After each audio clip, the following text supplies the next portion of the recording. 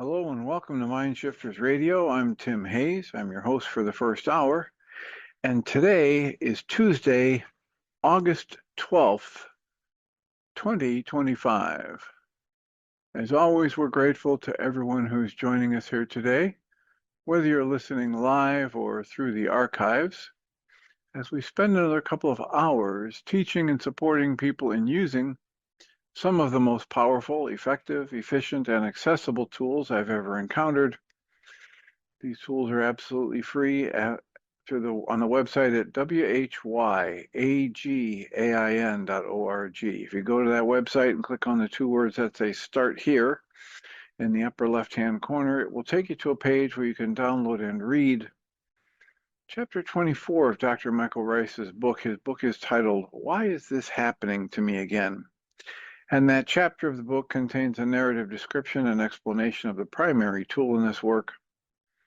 That tool is called the Reality Management Worksheet, sometimes called the Reality Management Wake-Up Sheet, and it's a tool I've been using to great effect for over 20 years to improve the quality of my life and most of my relationships, and to turn any negative emotional experience into part of the infallible guidance system that each and every one of us has been given. You can also download the actual worksheet process itself. It's a simple PDF file. Click the link, download it, print it off, copy it as often as you'd like, and use it over and over again, absolutely free. You can also download a whole host of audio files from that web page of shows just like this one where people have been stepped through the worksheet process. And if you choose to listen to them even repeatedly, they can serve as a powerful tutorial for you to help you get maximum benefit from these tools in the shortest amount of time possible. You can also go to your app store and type in the three words Heartland Aramaic Forgiveness. If you choose to do that before you're done typing the word forgiveness, you'll see the glowing heart icon. If you tap on that, it will let you download a completely free and private app that contains the Reality Management Worksheet. It contains an abbreviated version of that worksheet process, and it contains a copy of the Dragon Klingon game, which is a wonderful way to introduce these tools to even younger audiences. We hope you do all of that soon and often, primarily because it tends to improve the quality of people's lives the more they actively apply these tools in their lives. And secondarily, because it tends to prompt comments, questions, answers, and testimonials. If you have any of those to share with us, please do so. Let us know. You can send me an email at tjh@mindshifters-academy.org, or you can email Jeanie at jeanie@whyagain.org. That's whyagain.org. And if we get a question or comment from you through an email, we'll address it on the internet show, and then as time allows, send you a notification about what day and time that occurred, so you can listen back to the archives for your feedback or input. And alternatively, you could choose to join us live if you open up a web browser at zoom.us and or call one of the many numbers that Zoom makes available for us. Then once you're on, all you need to do is enter the meeting ID number. And our meeting ID number for this first hour is 853-2357-4173. That's 853-2357-4173. And once you do that, you can listen in or talk to us or type in the chat room or share your video, etc. And we have plenty of time today for comments and questions. I'm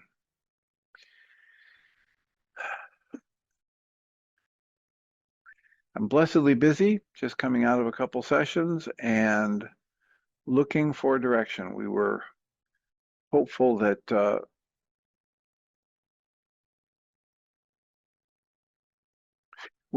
Christian Sundberg would be available last Friday, but he wasn't because of health issues, and we're just putting that on hold. I imagine in about a month or so, I'll check in with him and hope that he's recovering by leaps and bounds from whatever symptoms that are making it difficult for him to function these days. And I was just having a rather intense discussion with someone about the power of our perception and the power that distorts our perception so dramatically that's probably responsible for 90 some or 99% of the upsets we experience and arguments that we get into. And it's a trick for some people, especially people who had any kind of abuse in their past. If we start talking to people about understanding how their perception is caused, created, and driven by what's inside them, far more than what's hitting their senses from the outside.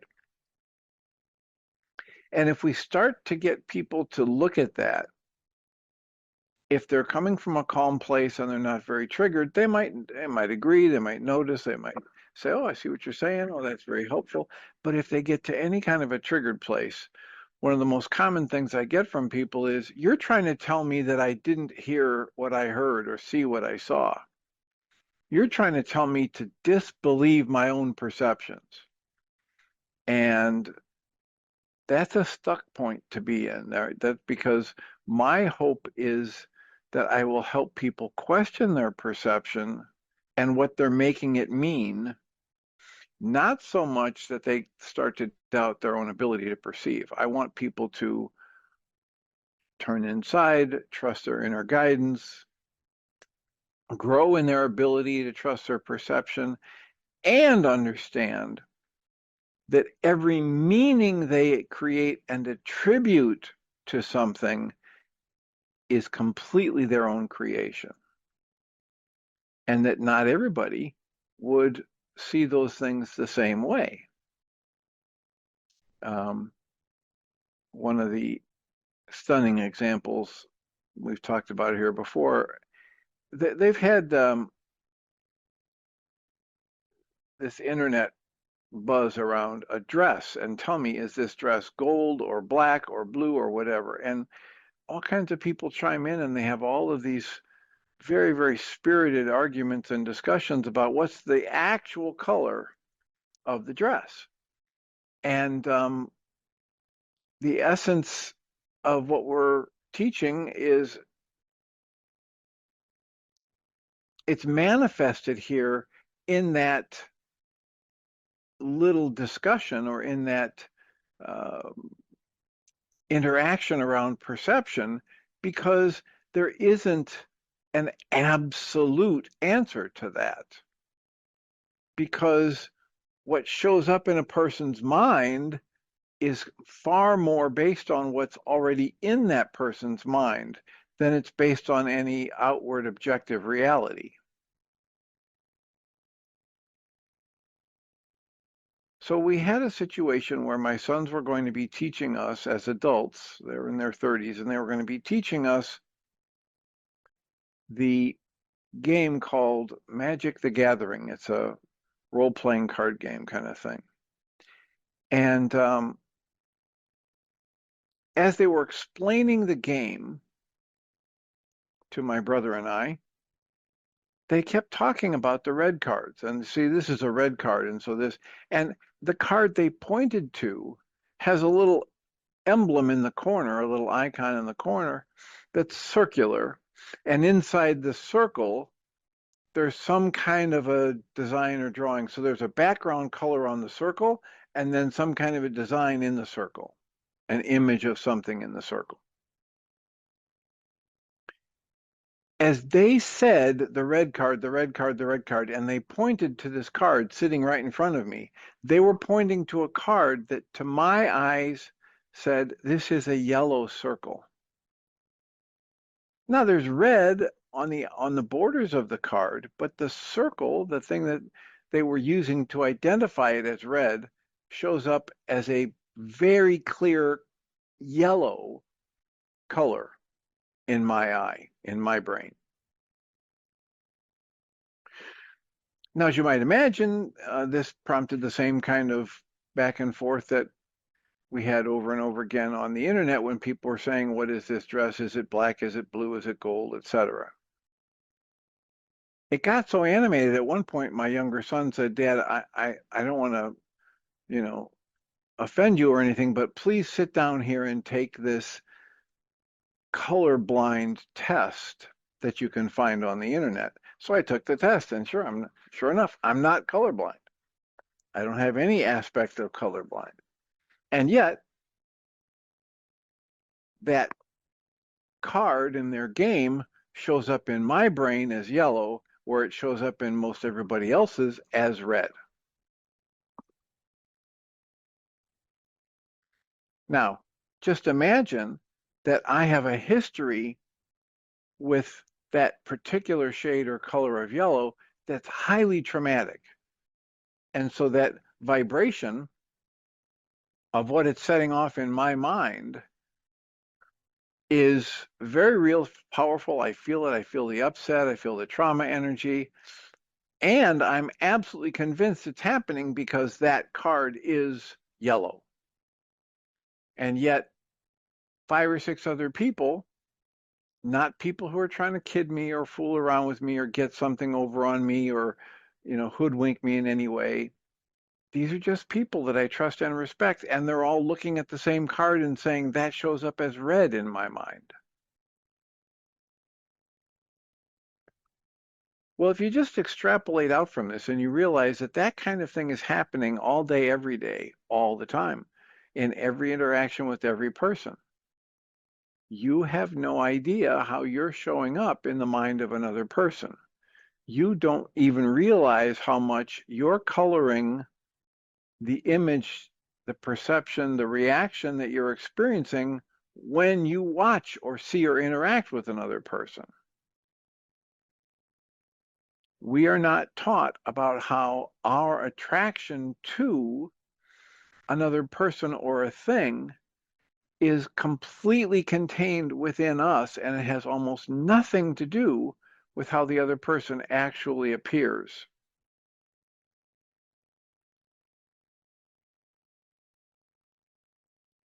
So imagine how different our lives would be if somebody understood and was willing to teach us that we are the creators of our own upset, that we are the creators of our own attraction to people and things. I mean, just think about it. There are some people that think the Cybertruck is a really attractive vehicle, you know, marvelous feat of engineering and going to help us in this way and that way in terms of green energy, etc. There are other people who look at that vehicle and they're just saying, who ever thought that was attractive? Right? The the the fondness, the attraction, the liking or disliking, the offense taking, all of this happens inside each of us. And it is not determined by the outside. It doesn't matter that there might be somebody who is,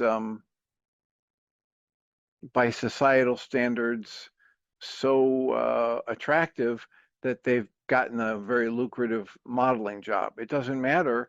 There will be people who look at that person and they're not the least bit attracted, or perhaps they're even repulsed.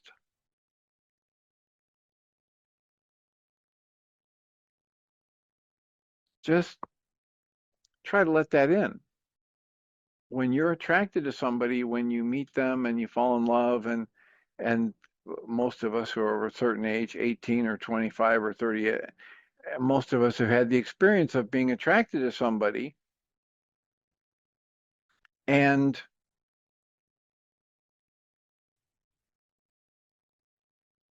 through whatever period of time, just them being around puts us in a better mood, makes us feel safer or happier or whatever. And we're attributing it to um, how they look or how they act or how they smell or whatever. Fact of the matter is, more often than not, when that happens between humans on this planet, within a matter of months, if not years, the person who was so deeply in love and so enamored with the other person falls out of love or is no longer attracted or um, isn't stimulated by the thought of having, sexual fun or conversation and and the other person can be within a pound or two or can be within a clothing change or two of almost exactly the way they looked when the relationship began, but the thrill is gone, as BB King would say, that it just not happening inside the person who had been feeling the attraction. What we're not taught is that that person could choose to go inside themselves and do their own personal work and put themselves back in a place where the attraction was available again, even though the outside person hasn't changed at all. Imagine how different your life could be if you were aware that your perception is that actively created by you, that 80% of it comes from inside you rather than from outside you. And what if you had the wherewithal to understand that when you're having a negative emotional experience, it's because there is that energy inside of you, been downloaded from some time in the past, and because of the meaning you're giving to whatever seems to be hitting your senses in that moment, whatever that dynamic is. So it's a difficult thing because I had this person in my office and we were trying to discuss this, and he thought I was trying to tell him not that he didn't see what he saw. And I kept trying to circle around to say, I understand that you saw what you saw, and that what you saw is not what's causing the upset in you, but what you're making it mean is what's causing the upset in you.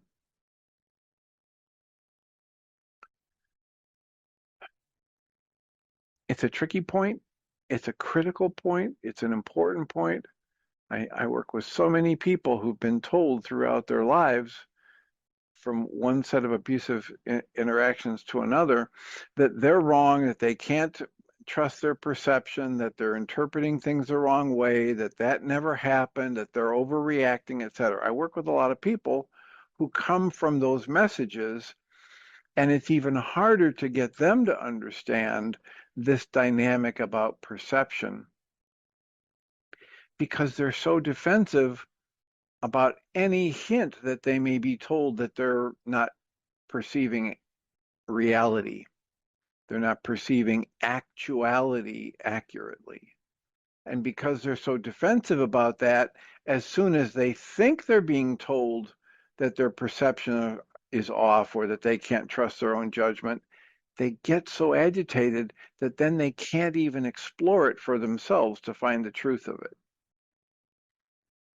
You just described my old self. A little louder, please. I just did what? I said, you just described my old self, that who I used to be, that I wouldn't even, because as a child, I was always told what I was feeling. And even my previous husband would say, well, that's not true. You're not feeling that. Like really, words like that. And of course, I created that character to do exactly that. And I would get extremely defensive and shut down. That's exactly what you said, not having the capacity because I was, I guess, stuck in the wounding where I couldn't even perceive what was being presented. And what you just said, what you saw did not cause the upset. What you are making of it, what you're making it mean, caused the upset. So, Or is resonating an upset that's already in there. yeah, and that's exactly true. And I didn't have the, um, yeah, I got stuck in don't be telling me what I'm feeling. That's the big one. That's the, So when you say my old self, when did that self leave town? Well, it's ongoing. I'm going to say it used to be on a scale of in many circumstances and relationships would be that upset was within me. Don't be telling me what to do or what I feel. So I'm going to say over the last year, it's really cleaning up. Yeah. So even, I still, my previous husband is still my friend. So I still, break bread with him and stuff, and it still comes up, but I'm not as charged. So I'm doing my own work, obviously. Yeah. So what would you imagine it was the biggest factor liberating you from that pattern? Don't believe what I'm thinking.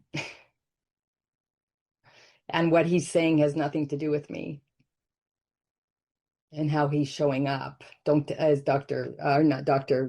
Don Miguel Ruiz says, don't take anything personal. Right. It's one of the four agreements, right? Yeah. And and and it was hard because I was so locked. I didn't, as a child, really didn't get a chance to be what was up for me, what I'm feeling and experiencing. And just it's constantly shut down. So then, holding that. And it's still, as you know, it still shows up. I'm not always aware, even in conversations that we would have had in our exchange. Um, but yeah, it's getting way better, way, way, way better. So I really appreciate you giving language around that. That it's so true. What you saw did not cause the upset. Byron Katie's work, right? It's the thought that causes the suffering. Well, it's the belief in the thought that Yeah, causes the yeah, suffering, not the thought. The yeah. thoughts can come and go. I might, Michael Rice, not Michael Rice, but the Way of Mastery says all minds are joined. There's no such thing as privacy the way you think. And so it's entirely possible that any thought any human has ever had might flow through my brain or my mind in the next moment. And that's got to be okay because it can happen. Yeah. What am I making it mean? That's where I pour my mind energy, and that's the real creative force. When I pour enough of my mind energy into it that I generate this energetic experience that we call emotion, now I've got a real powerful creative force. Right Hmm. now, I'm ramping it up exponentially. How much this is going to have uh, creative impact in my life is directly proportional to how much of my mind energy I put in it or how much I just let it go or I've identified with it or I release identification with it. Yeah, and that you're a good example for me. I notice I watch you in your sessions or as you lead the groups, you're just present and you just watch the energy. And I'm really in awe of that and to be able to build that, cultivate that clearly in me because the thought is just a thought, as you said, it just gets to go by. And then when you grab onto it and attach a belief to it.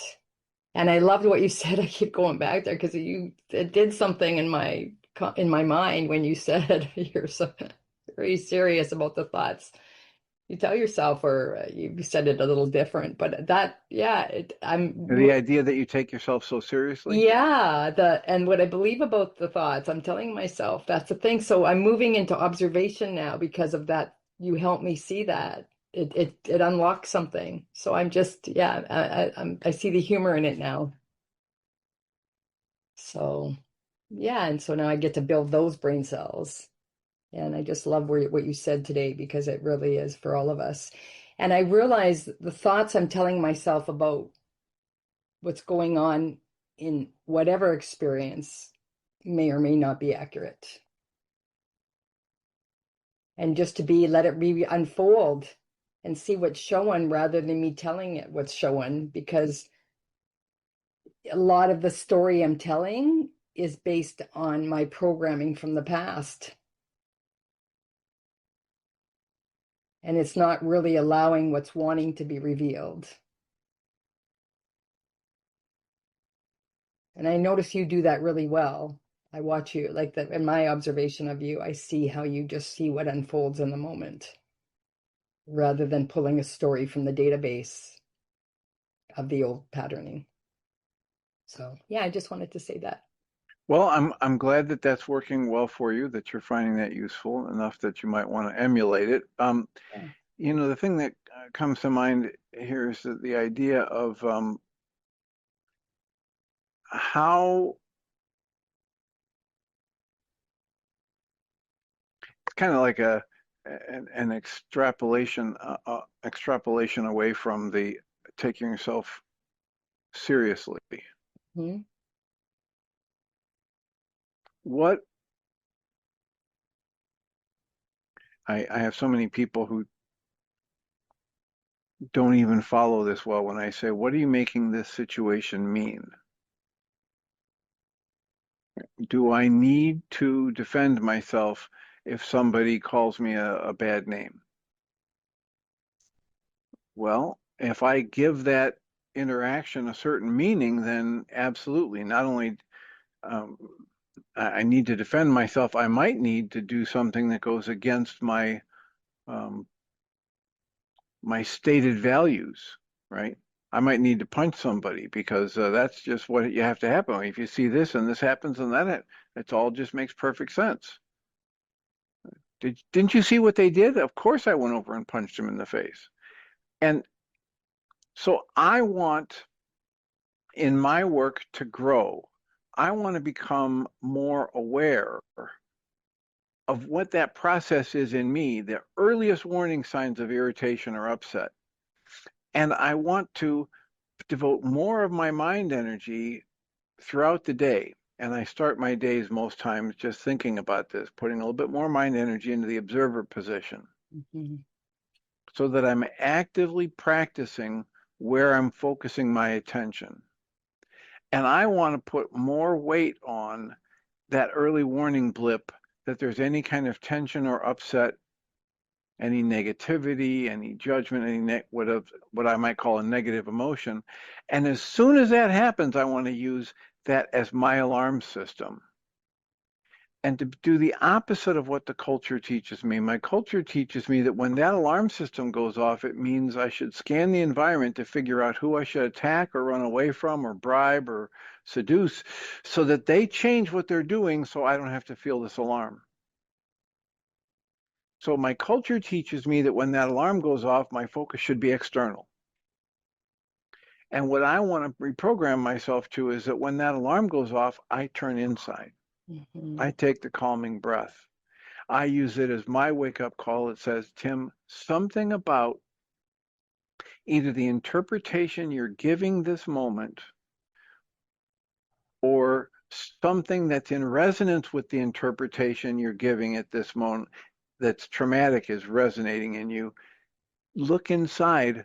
Don't follow this. Don't act as though this has been done to you. Don't buy into the victim mode. Take a breath, be awake. Guy Finley says, wake up, come fully present, be in the moment. That's how I've been programming my mind for the past 20 some years to highlight my own internal tightness, tension, fear, sadness, and then connect it to an entirely different programming than the one I grew up with. Mhm. Right? The one I grew up with was them's fighting words. Now I'm angry. Now someone's going to have hell to pay, etc. That something out there is causing this, so I've got to go take an action to either attack that thing or run away from it, etc. Instead, I want to use my tension, my discomfort as the wake-up call for me to redouble my efforts to understand how did I just create this experience? How did I generate the upset? How did I take offense? How did I generate sadness? What am I making this current situation mean?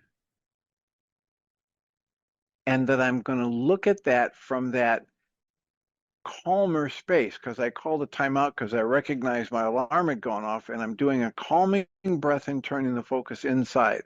So I'm not flipping over every rock in a frantic search for what's the answer. I'm putting myself in this open allowing space in response to the energy that I used to use to motivate me to get into a fight or run away from somebody or blame somebody or attack them verbally. In response to that very same triggering energy, I now have a new pattern I've programmed myself to, which is a calming breath and the introspection and the wide open curiosity about how I created this experience in this moment. Yeah. That's where I am. That's now really seeing that and then being able to cultivate that in my life with practice. Yeah, I just appreciate you. That's all. Really appreciate you. You're welcome and deserving. Someone has typed in, I have a question. Angelic presence. Hello. You're still muted. There we go. Thank you. So applying what you're saying, I have this recent situation where my kid's dad hasn't been paying child support on time, which brings a lot of stress for me. And so I've been just watching myself have the responses that I usually have. You know, he's inconsiderate, he's not responsible parent, you know, all these stories. So I've just been witnessing the stories. And then I noticed my stress level went up, and I said to my kids, you got to go stay at your dad's for a week or so until a payment comes through, because I don't have money for groceries, which I felt so bad for because I normally don't include them in whatever happens between him and I. And I did. It was very passive aggressive, like, okay, if you're not paying for the, you know, to help support the kids, then you support them. But in the meantime, I did go back to the kids and say, come home whenever you feel like, don't worry, it's all going to work out. But I acted in this way, which I'm not feeling good about. But I'm still like in this observing, trying to connect what I'm creating, which I feel like I see it pretty clearly. I don't know how to connect it exactly to childhood or like the origins. So I'm trying to like put all this work into place. So if you could. Okay, so how much are you aware of Michael Rice's body of work and the Reality Management Worksheet and things like that? I'm struggling to apply the worksheet, and I think Okay, I have an so interest. how much familiarity do you have with it? Are you just learning it? Are you just new to this work? I am, yeah. Okay, so the answer to your question would lie within this body of work, right? He's got a number of really good tools for that. And the essence of it is that each situation is going to call for, I mean, like the flow of life events are going to elicit different responses from different people at different times. And what we do with the tools is we clear up this this lens we're looking to perceive it. So you might imagine if you're sitting in a car and it's got a brand new uncracked windshield, it's perfectly intact, and somebody comes along with a bucket of concrete, sludge, and mud and dumps it on your windshield. And now it's dripping, right? And it's pretty much a blackout. But as it's dripping, you think you can see some light coming through over, so you don't get out to clear the. You just keep trying to make sense. Maybe you're trying to drive, maybe you're trying to watch for somebody that's supposed to be delivering a package, and you're trying to look out through that windshield. You're not going to see things very accurately, and hopefully you know better than to start trying to drive, right? Some people literally drive in situations like that. I think I remember the road was straight and clear, and if I floor it, I'll get home sooner. Mhm. Don't do that, right? So what are these tools? These tools are about helping us clear the windshield so we can see something that's closer to the actual truth. In this work, Dr. Michael Rice uses the word actual to separate from real. So realities get generated inside the minds of human beings. And right now on this call, there are at least 6, right? Mine and yours. And uh, do we have a first name you prefer to use or an alias you want to use? Andrea. So, Andrea, you have a picture in your mind of what's happening right now. It's very different than the picture in my mind. And that's what Michael Rice would label reality. You're having one reality, I'm having another reality. In this moment, there's only one actuality. We're actually here, there's a Zoom call, you're sitting in whatever location you are, I'm sitting in whatever location I am. This is actually happening. What it means to each of us is a part of the reality we create. It's the interpretation, it's the target response pattern, etc. Each of us is creating that separately. So every time I have hostility or fear up in my mind, they're just like my fingers blocking my view of the screen right now. And if I use the tools, I can start to dismantle my hostility and dismantle my fear, and it gives me a clearer, you might say, a portal for interpretation or perception. Is that making sense? Yeah. So something was happening when you had the information that your ex has stopped the support payment, and that information went into you, and you made it mean something that stirred up some kind of upset. You called it passive aggressive. And so then you said and did something with your kids that, guess what, now you regret. Make sense? Yeah. That's everybody's story. Everybody who's ever been born, everybody who's listening to this, that's what happens.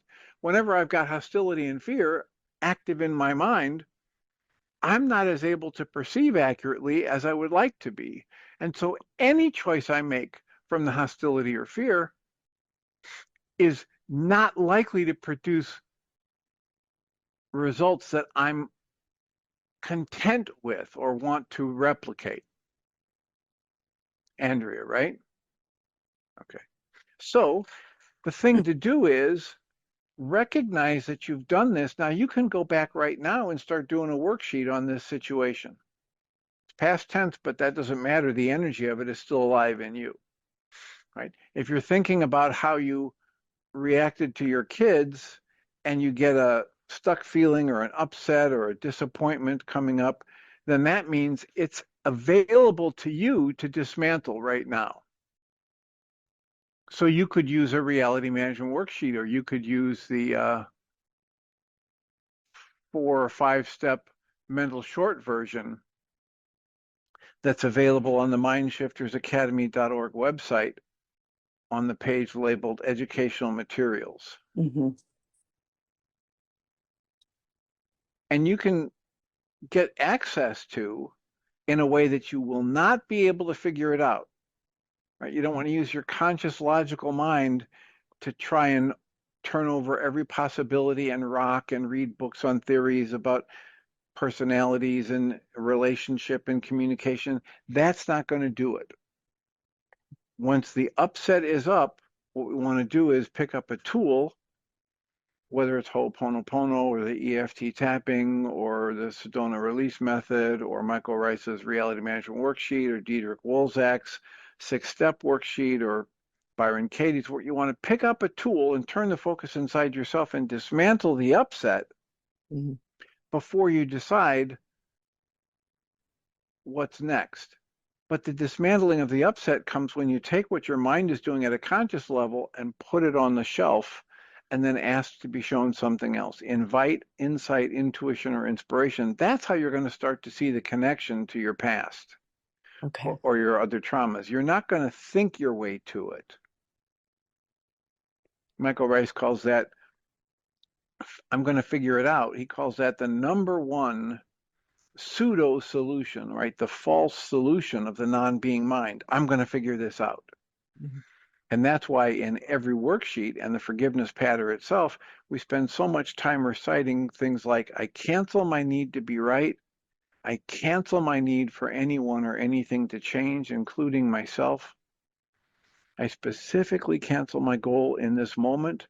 I put my conscious logical mind on the shelf for now, and I ask to be shown something else, another whole different way of looking at this, another set of connections that might be related to trauma from my past.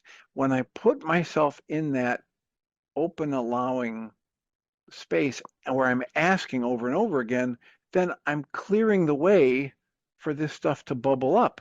And once it bubbles up, it's easy for me to deal with at a conscious level. If it remains back here hidden at the unconscious level, I cannot deal with it.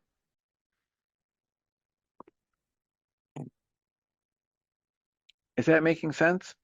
Yeah, totally makes sense. Thank you. So you could start with an emotion. What emotion did you generate when you realized your ex hadn't paid his support?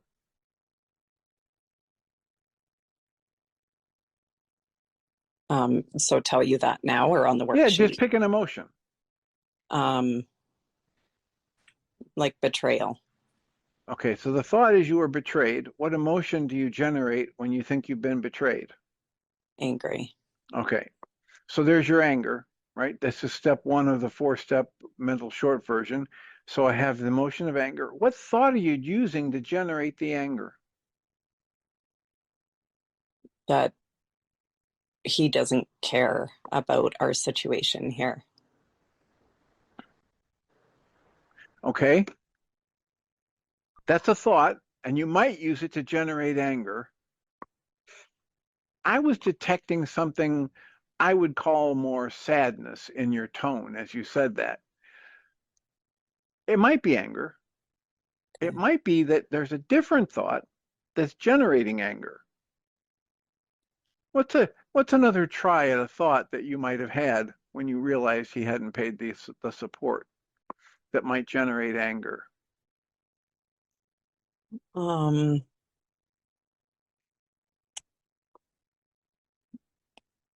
yeah, it just feels more like he just doesn't care about us. Okay, he doesn't care about us. I was thinking it might go in the direction of he's hurting my kids Yeah, by withholding the money. I mean, if you think that he's doing something to hurt your kids or to use your kids against you, would you generate anger if you had that thought? yeah. Okay. So pick one of these two. He doesn't care about us or he's hurting the kids. Which thought would you say would generate more anger? Well, he's hurting the kids. Yeah. Okay. So then in that thought that's generating the anger, you'll find there's a goal that's not getting met. What's the goal that's not getting met in the thought he's hurting the kids? Well, to be able to feed them adequately, look after them. Okay. But specifically here, when the thought is he's hurting our kids, if you stick right close to those words in that thought and find the goal, I want him to, you know, treat my kids lovingly and with respect. I want him to be there for my kids in a good way. Hmm. Some goal like that is going to resonate better. Which positively stated goal would you Hmm. suggest for this? Uh, I want him to. keep us safe. We're going to take that one and run with it. Okay. Good job. All right, so take a breath. Take a breath. Hold it at the top. Nice slow exhale. So now you're ready to do what we call the forgiveness pattern. Just a little meditation. And you can close your eyes if you wish, but silently inside your own head, say what I'm going to say out loud. I cancel my need to be right. I cancel my need for anyone or anything to change, including myself. I specifically cancel my goal for my ex to keep us safe. I put my conscious logical mind on the shelf for now, and I ask to be shown the hidden part of my own mind that's actually creating this anger. So I cancel my thought that he's hurting my kids. I cancel my goal for him to keep us safe, and I ask to be shown the hidden part of my own mind that's actually creating my upset. Then just put yourself in the most open, allowing space you can. Breath moving, thoughts just flowing through, just open and allowing, just question, what do I need to do to release every attachment to being right? What do I need to do in this moment to be able to see another way to look at this situation. Just breathe and soften and trust that anything that comes into your awareness is going to be part of what you need to see to begin to heal here and move forward. And it may be all old stuff, can't hurt you any more than it already has. It's perfectly safe for you to sit there as it washes over you so you can study it. And if a memory comes up from a previous time in your life, just notice how old were you, where were you, who else was there, and what was happening. And just breathe and soften into this, gently repeating, I cancel my need to be right. I cancel my need for anyone or anything to change, including myself. I specifically put my conscious logical mind on the shelf for now, and I ask to be shown the hidden part of my own mind that's actually generating anger right now. And stay with it until you feel something shift or fade, or you get a deep insight from an interaction in the past, or you realize that your mind is just going to spin for now and go nowhere. When one of those three things happens, take a nice deep cleansing breath, hold it gently at the top for a couple counts, and then slowly exhale. And then scan your mind and body and notice what's the strongest emotion or the strongest physical sensation you're aware of right now.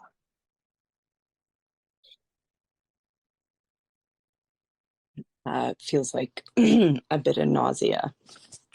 High up in the throat, down by the sternum, lower, where's the nausea hitting you? In the root, in my stomach area. Okay.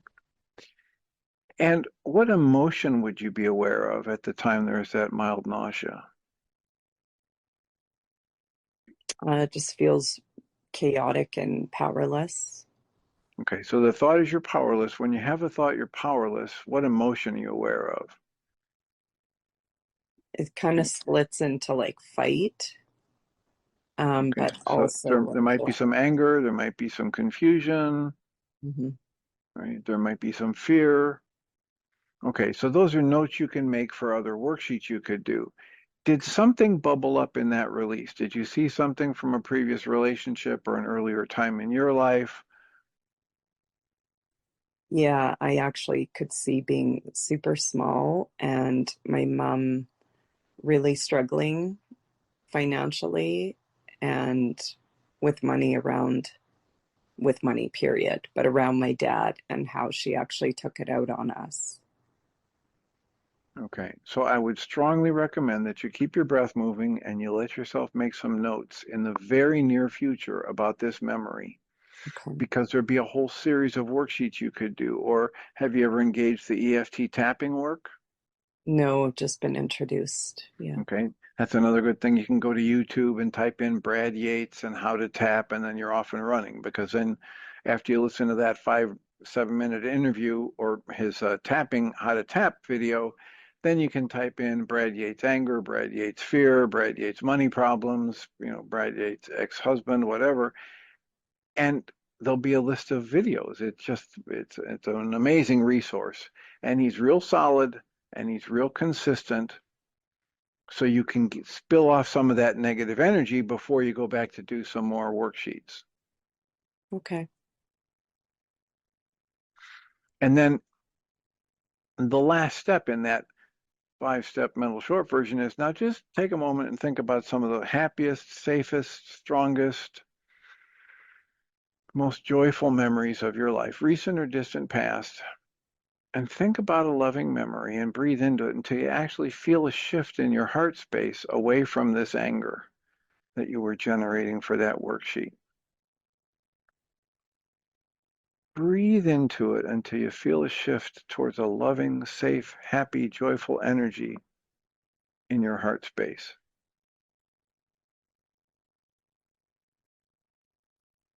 And let me know if you can get that shift. Yeah, it's here. Questions? Comments? Well, what I notice is in these situations, there's like a split. There's like one part of me that's equal to the other part. And it's like, and it's interesting because Dr. Rice had brought up the split mind, which really validated the experience I have, where one part of me is like, I can hear and feel the real truth. Everything is fine, everything's safe, everything's good.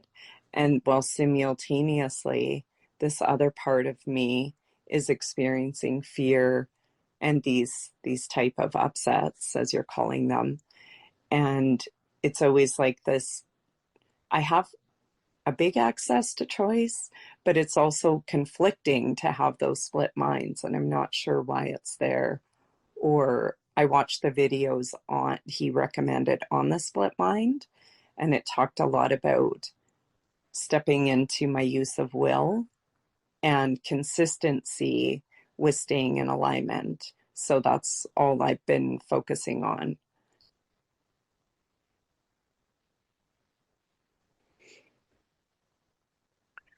Okay, so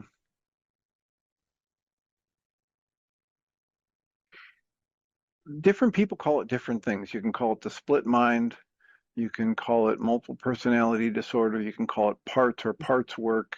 You can call it position statements. You know, you can come at it from all these different ways. They've got their own jargon, but the essence of it is there's a recognition that we as people are complex. We have layers.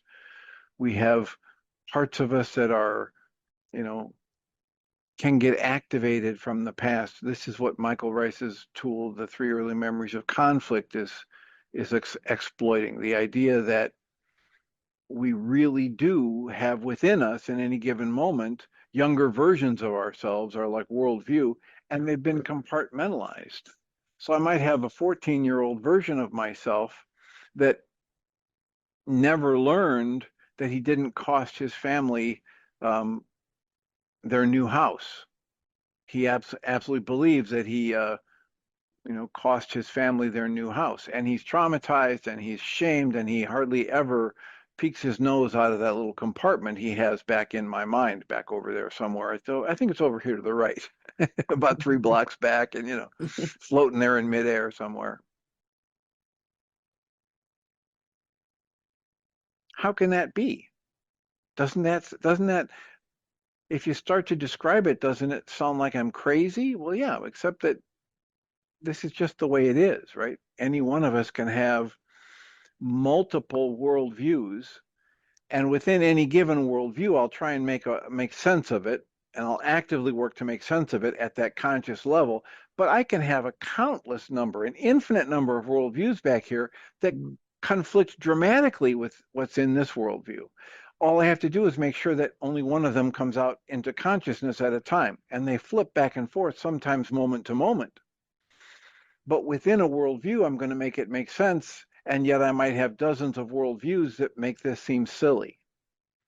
The example we use for that is a person who wakes up and it's like a half an hour before they're supposed to be at work in the morning, and they wake up on their bathroom floor in the puddle of their own vomit, in the clothes they wore out that night before. And as they're laying there, they say, "Oh my gosh, this is horrible. I've got a serious problem. I need help. I got to get myself into treatment. I'm going to lose my job, etc." And then within that worldview, all about their messy situation, and it just makes perfect sense. There's nothing to do here except get some treatment, right? Half an hour later, they're in the shower. They've already, poured a whole pot of coffee down, and they start to have thoughts like, well, you know what? It's not that bad. I mean, I can always say I had a flat tire on the way to work. And hey, come on, I've seen people be more drunk than I was. It was probably just I didn't eat enough, putting down enough food base before I started drinking. Maybe it was food poisoning from one of those things. All these things can come up now to try to make sense of the fact that this happened, but I don't have a problem. So now I create a worldview that says, listen, everybody gets overserved once in a while. I'm going to be fine.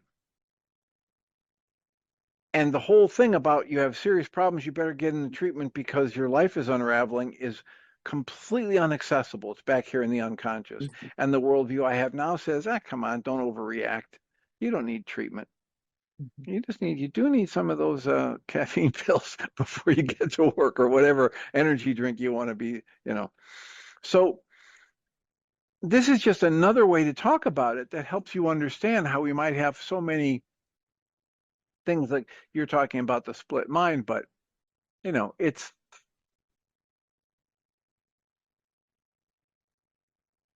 it's a way to describe the dynamics of who we are as humans that is not um, it's not pathologizing. It's not labeling it a problem or a disease function. It's just saying, hey, look, this is how we are. And as Michael recognizes in his 3 early memories of conflict, if I've got a traumatized 14-year-old in me, and I'm interacting with somebody, and in my 50s, 60s, 70s, it doesn't matter, and that gets resonated from the interpretation I'm choosing and placing on my life circumstances, that traumatized 14-year-old is not only going to be active in consciousness, he's going to try and grab the wheel. He's literally going to start to influence my choices and my responses as a part of me, because he's got a knowledge base and he's got a trauma warning for me. Hey, look out, don't step in this open manhole. Hey, stay away from people who steal your money and lie to you about it, or uh, you're not safe around this person. Why not? Because they didn't compliment your blue shirt. You do not hang around people that won't compliment a shirt that's that pretty, right? So whatever it is my 14-year-old is saying, that impulse to act at least makes itself known, if not actually drives my behavior, when it's resonated in activity. And so, that's another way to come around to say, self-knowledge is like the highest priority here. And as Guy Finley will say over and over again, there's no such thing as bad self-knowledge. There's a part of your mind that's afraid to look in this box over here or that box over there, and yet you've already lived through everything that's in those experiences. It can't hurt you any more than it already has.